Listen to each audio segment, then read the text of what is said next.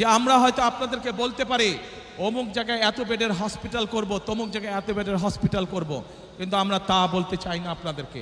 বরং আমরা চাই গ্রামের মানুষের কাছে, গ্রামের নারীদের কাছে, গ্রামের শিশুদের কাছে স্বাস্থ্য সেবা তাদের ঘরে ঘরে পৌঁছে দিতে। এবং সেজন্যই আমরা 1 লক্ষ হেলথ কেয়ারার নিযুক্ত করার পরিকল্পনা গ্রহণ করেছি, যাতে করে মা বোনেরা এবং শিশুরা ঘরে বসে কম বেশি চিকিৎসা সুবিধা পেতে পারে। প্রিয় ভাই বোনেরা, বাংলাদেশের জনসংখ্যার অর্ধেক নারী। এত বিপুল সংখ্যক যেই জনসংখ্যার অর্ধেক নারী, সেই নারীদেরকে আমরা কর্মহীন রেখে আমরা কোনোভাবেই আমাদের এই বাংলাদেশকে আমাদের প্রত্যাশিত লক্ষ্যে নিয়ে যেতে পারবো না।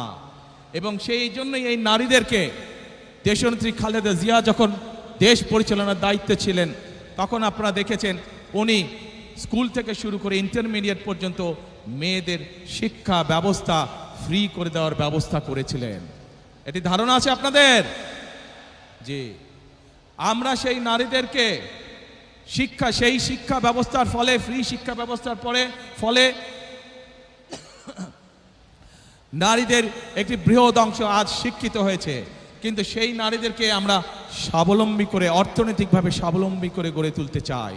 এবং সেই জন্যই আমরা বলেছি আপনাদের ভোটে ইনশাল্লাহ আগামী 12 তারিখে বিএনপি সরকার গঠনে সক্ষম হলে আমরা বাংলাদেশের প্রত্যন্ত অঞ্চলে গ্রামগঞ্জ সহ সকল পরিবারের নারীদের কাছে আমরা ফ্যামিলি কার্ড পৌঁছে দিতে চাই।